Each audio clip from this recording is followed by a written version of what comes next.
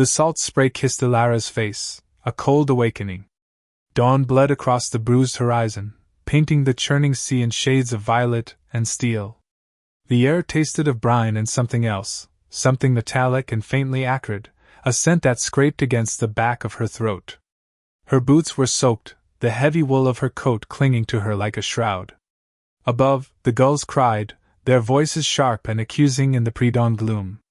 She gripped the worn railing of the pier, knuckles white against the weathered wood. The pier groaned beneath her feet, a mournful song carried on the wind. The fog, thick as a lover's embrace, swirled around her, obscuring the distant shore. It muffled the sounds of the waking town, leaving only the rhythmic crash of waves against the pilings and the frantic beat of her own heart. She stared out at the swirling gray, searching for something, anything, to break the monotony. A shape, perhaps, a flicker of movement in the mist. But there was only the endless, restless sea, a canvas of secrets and forgotten dreams. A single, waterlogged seabird feather lay at her feet, a stark white against the dark wood, a fragile reminder of life lost to the immensity. She hadn't slept. The nightmares had chased her through the darkness, relentless and vivid, painting horrifying images on the back of her eyelids. The faces, distorted and accusing. The whispers, echoing in the empty chambers of her mind. The sea offered no solace, only a mirror reflecting the storm within. She closed her eyes, willing the images away, but they clung to her like barnacles to a hull, refusing to be dislodged. She had to find him. She had to know. The old lighthouse keeper, Silas, found her there, hours later, when the sun finally managed to claw its way through the fog. He moved with the slow, deliberate grace of a man who had spent his life battling the elements, his face a road map of wrinkles etched by wind and sea. He smelled of pipe tobacco and brine, a comforting scent that cut through the lingering unease. He didn't speak, just offered her a steaming mug of something that smelled vaguely of coffee and despair. He remembered her father, Samuel, a ghost from a brighter past. "He loved the sea, your father did," Silas said, his voice raspy like the shingle on the beach. "Said it was in his blood? Like you, Ilara?" She hadn't seen Silas in years, not since the accident. He used to tell her stories of her father, tales of daring rescues and impossible feats of seamanship. She'd sit at his feet, mesmerized, picturing her father as a hero, a god among men. Samuel had taught her everything she knew about the sea. How to read the tides, how to navigate by the stars, how to respect the power of the ocean. He'd shown her the hidden coves and secret beaches, places where the world felt still and timeless. He'd told her stories of the creatures that lived beneath the waves, of mermaids and sea serpents, of fortunes lost and treasures found. He'd even carved a small wooden boat for her, a perfect replica of his own fishing vessel, the Sea Serpent. She remembered the smell of the wood shavings, the rough texture of the carving, the love that had gone into its creation. She still had the boat, tucked away in a box in her attic. A small, tangible piece of a life that felt impossibly distant now. She remembered the day he'd given it to her, the sun warm on her face, the sound of the waves a gentle lullaby. He'd smiled, his eyes crinkling at the corners. "One day, Ilara," he'd said, "you'll sail the world. You'll see things I can only dream of." She never imagined that his dreams would become her nightmares. Silas's gaze was knowing, laced with a profound, weathered sadness. He knew about the nightmares. Everyone in town did. They whispered about her behind their hands, calling her touched unlucky. They didn't understand the weight of grief, the suffocating power of loss. They didn't know what it was like to have the sea take everything you loved. "He wouldn't want you dwelling on it, Ilara," Silas said, his voice barely a whisper. "He'd want you to remember the good times." But the good times were fading, swallowed by the darkness, leaving only the bitter taste of regret. The salt spray kissed my face, tasting of regret and 1,000 unspoken words. The lighthouse beam, a fractured halo in the pre-dawn gloom, sliced through the fog, a desperate signal into a world that felt increasingly indifferent. My fingers, numb despite the thick wool gloves, tightened around the worn railing, the cold metal a stark reminder of the chill that had settled deep within my bones, a frost that no amount of sun could ever thaw. Below, the churning sea mirrored the turmoil in my soul, each wave a fresh assault, each crashing crest a whisper of what was lost. The air hung heavy, pregnant with the unspoken, the ghosts of memories clinging to the damp stone like barnacles to a ship's hull. I closed my eyes, and the ocean roared louder, a symphony of sorrow played only for me. The scent of brine and decaying seaweed filled my nostrils, a perfume of forgotten promises. It was here, on this very precipice, that our laughter had once echoed, a vibrant counterpoint to the mournful cry of the gulls. He had stood beside me then, his hand warm in mine, his eyes mirroring the boundless expanse of the sea. We were young, foolish, invincible, our love a beacon brighter than any lighthouse, a flame that promised to burn forever. But even the brightest flames can be extinguished, leaving behind only smoke and ashes. The sea remembers everything, they say. It remembers the joy, the passion, the whispered secrets, but it also remembers the lies, the betrayals, the silent screams swallowed by the waves. The ache in my chest was a familiar companion, a constant reminder of the gaping hole he had left behind. It wasn't just his absence that haunted me, but the knowledge of what could have been, the path we could have walked together, the life we could have built. I saw his face in every crashing wave, heard his voice in every gust of wind, felt his touch in every drop of rain. He was everywhere and nowhere, a phantom limb, a ghost in the machine. And I, the keeper of his memory, was condemned to wander the shores of my grief, forever searching for a solace that would never come. The lighthouse keeper before me had warned me about the loneliness of this place. But nothing could have prepared me for the loneliness of a broken heart, a solitude so profound it felt like the very air I breathed was turning to ice. He used to call me his sea siren, drawn to the ocean's call like a moth to a flame. He'd weave stories of mythical creatures and hidden treasures, his eyes sparkling with an infectious enthusiasm. He was a dreamer, a poet, a soul that danced to the rhythm of the waves. I, in turn, was his anchor, grounding him in reality, offering a safe harbor from the storms of his imagination. We were two halves of a whole, perfectly balanced, perfectly intertwined. I remember the day we carved our initials into the old oak tree overlooking the cove, a symbol of our eternal love, a promise etched into the very fabric of the earth. It seemed so permanent then, so unbreakable. Now I wonder if the tree still stands, if our initials are still visible, or if time and tide have washed them away, just as they have washed away our dreams. We spent countless hours exploring the hidden coves and rocky shores, discovering secret worlds teeming with life.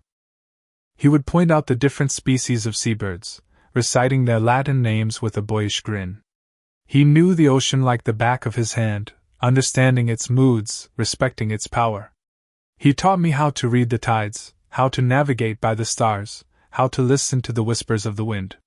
He filled my world with wonder, opening my eyes to the beauty and mystery that surrounded us. He said the ocean held all the answers, if only you knew how to listen. But now, all I hear is the deafening silence of his absence. The first time he told me he loved me, we were sitting on the beach, watching the sunset paint the sky in hues of orange and gold. He took my hand, his touch sending shivers down my spine, and confessed his feelings with a vulnerability that took my breath away.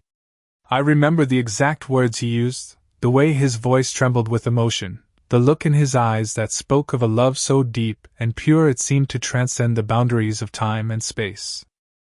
I knew in that moment that I would love him forever. Now, those words echo in my memory like a cruel joke, a reminder of a promise broken, a future stolen. The sunset still paints the sky in the same vibrant colors, but now, they only serve to highlight the darkness that has consumed my soul. The waves crashed against the rocks below, each surge a hammer blow against the fragile walls of my composure. He had stood here, right where I stood now, his face pale, his eyes filled with a desperate plea. "I can't," he choked out, the words ripped from his throat like a confession. "I just can't do this anymore." This hung unspoken between us, a chasm that had been widening for months, years perhaps, masked by forced smiles and hollow promises. The ocean roared that night, mirroring the tempest brewing within me, a storm of betrayal and heartbreak that threatened to swallow me whole. I remember the taste of salt on my lips, not from the sea, but from the tears that streamed down my face, blurring his image, distorting the reality of what he was saying. He was leaving. He was choosing someone else. He was shattering the world we had built together, brick by painful brick. He hadn't met my gaze. His eyes were fixed on the turbulent water, as if seeking answers in its depths, as if absolving himself of the guilt that clung to him like seaweed. He mumbled something about needing space, about finding himself, about not being able to give me what I deserved. Lies. Empty platitudes designed to soften the blow, to ease his conscience.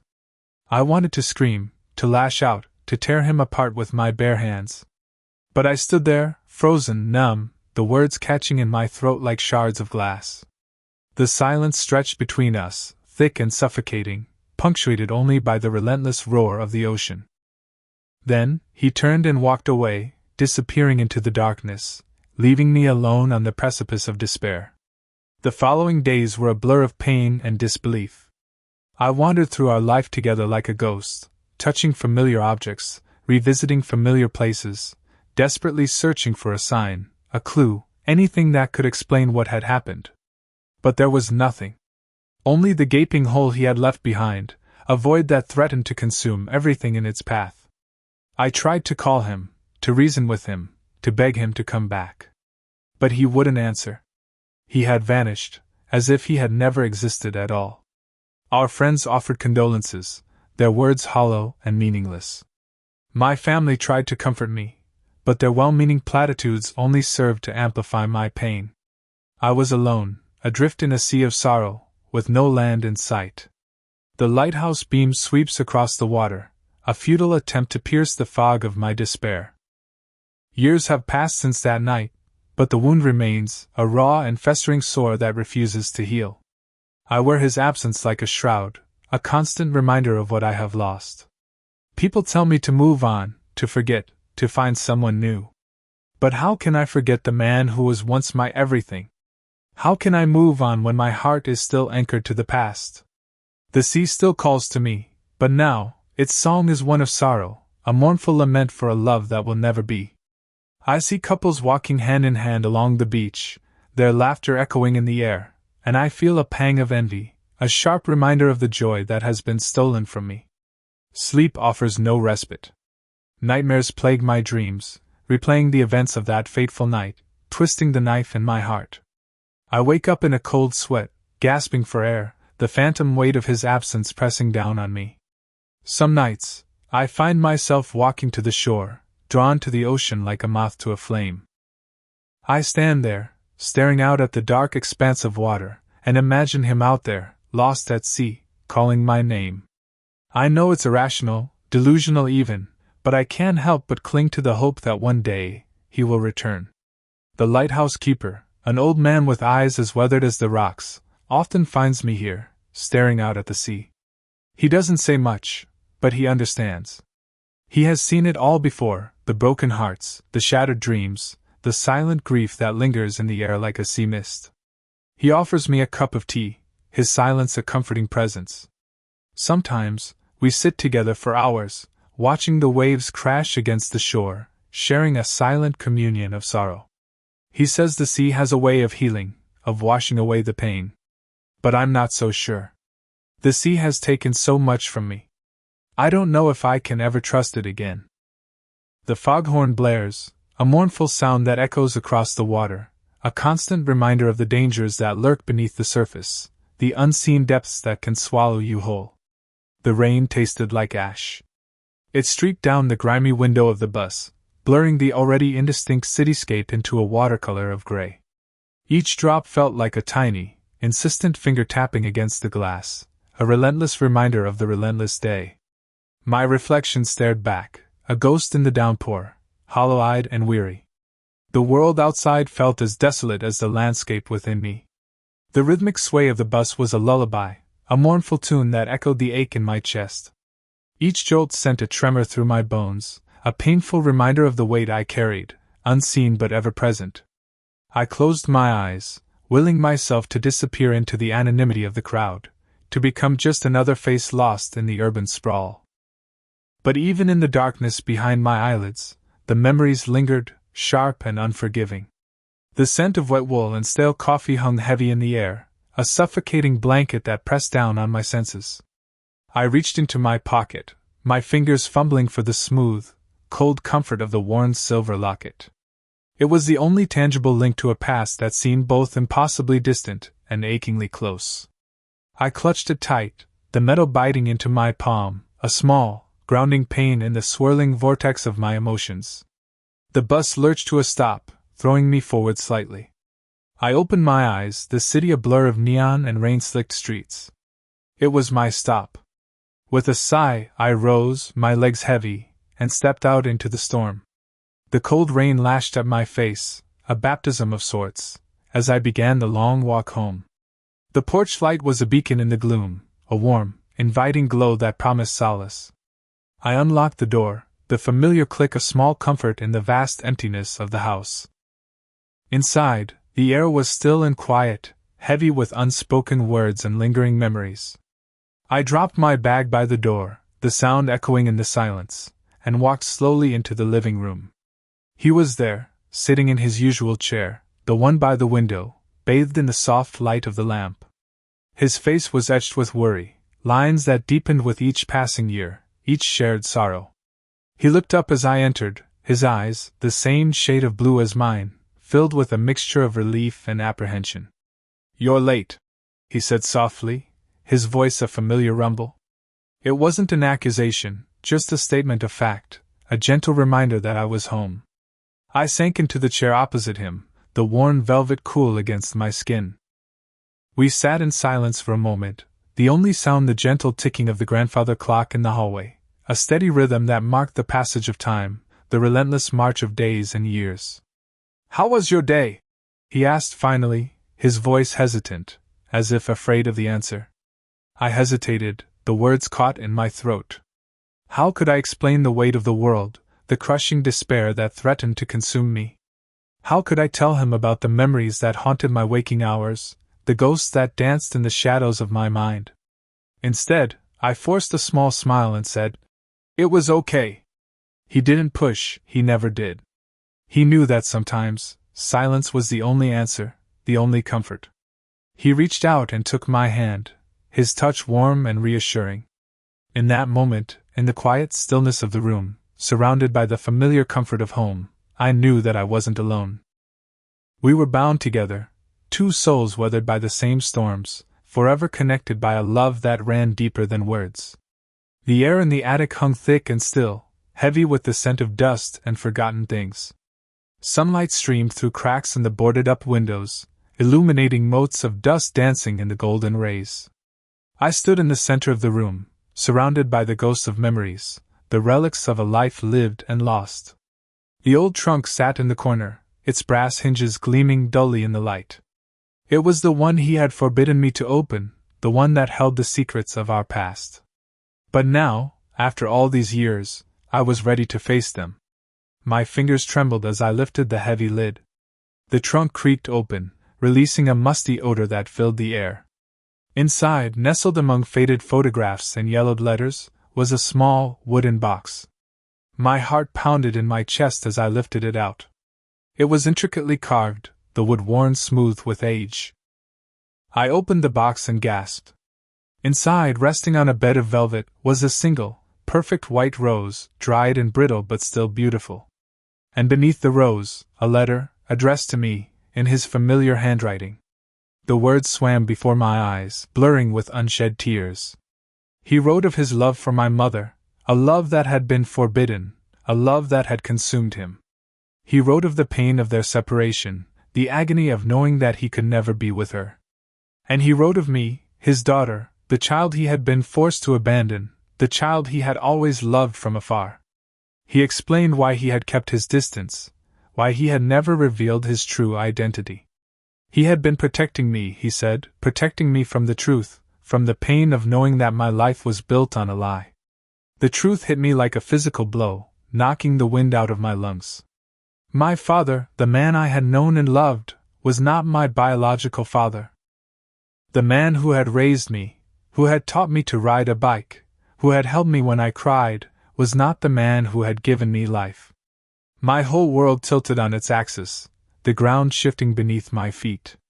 I stumbled backward, knocking against a stack of old books, sending them tumbling to the floor. The sound echoed in the silence, a jarring reminder of the shattered pieces of my life. I sank to the floor, the letter clutched in my hand, and wept. Tears streamed down my face, a torrent of grief and anger and betrayal. The attic spun around me, the memories swirling like a vortex, pulling me down into the depths of despair. I had lost him, the man I thought I knew, the man I had loved unconditionally. And in his place was a stranger, a ghost from the past, a man who had loved me from afar, but had never truly been mine. The silence in the living room was deafening. He sat in his chair, his eyes fixed on the flickering flames in the fireplace, his face a mask of stoic resignation. I stood across from him, the letter clutched in my hand, my heart pounding in my chest. The truth hung between us, a heavy, suffocating presence that threatened to choke the air. "I know," he said softly, his voice barely a whisper. He didn't meet my gaze, his eyes still fixed on the fire. "I've always known." The words hung in the air, heavy with unspoken pain and years of carefully guarded secrets. I stared at him, my mind reeling. How could he have known? How could he have lived with this secret for so long? "Why didn't you tell me?" I asked, my voice trembling. "Why did you keep this from me?" He finally looked up, his eyes filled with a profound sadness. "Because I loved you," he said simply. "Because I didn't want to hurt you. I didn't want to shatter your world." He paused, his voice cracking with emotion. "You were my daughter, regardless of blood. And I couldn't bear the thought of losing you." Tears welled up in my eyes, blurring my vision. I had spent so many years searching for answers, searching for the truth. And now that I had found it, it was almost too much to bear. "But it was my life," I said, my voice choked with emotion. "It was my right to know." He nodded slowly, his gaze unwavering. "I know," he said. "And I'm sorry. I should have told you sooner. But I was afraid. I was selfish." The silence stretched between us, broken only by the crackling of the fire. I looked at him, at the man who had raised me, who had loved me unconditionally, and I knew that I couldn't blame him. He had done what he thought was best, he had acted out of love. And in that moment, I realized that nothing had changed. He was still my father, the man who had shaped me into the person I was today. The blood that flowed through my veins was irrelevant. It was the love that mattered, the bond that had been forged over years of shared experiences and unwavering devotion. The sun dipped below the horizon, casting long shadows across the living room. The fire crackled and popped, sending sparks dancing up the chimney. We sat in silence, side by side, our hands intertwined, the unspoken words hanging heavy in the air. The rain had stopped, and a sliver of moon peeked through the clouds, casting a soft, ethereal glow over the landscape. "What do we do now?" I asked, my voice barely audible. He squeezed my hand, his touch warm and reassuring. "We move forward," he said. "We face the future together, as we always have." He turned to me, his eyes filled with love and compassion. "You're my daughter," he said. "And nothing will ever change that." A single tear rolled down my cheek, a tear of sorrow and relief, of pain and acceptance. I leaned my head against his shoulder, drawing strength from his presence, from the unwavering love that had sustained us through so many storms. In that moment, I knew that we would be okay. We would navigate the complexities of the past, we would heal the wounds that had been inflicted, and we would emerge stronger, more resilient, and more deeply connected than ever before. The truth had set us free, not to erase the past, but to embrace the future, together. The scent of wood smoke filled the air, a comforting aroma that spoke of home and hearth, of love and belonging. And as the moon climbed higher in the sky, casting its silvery light upon the world, I knew that I was finally home, not just in the house where I had grown up, but in the heart of the man who had always been, and would always be, my father.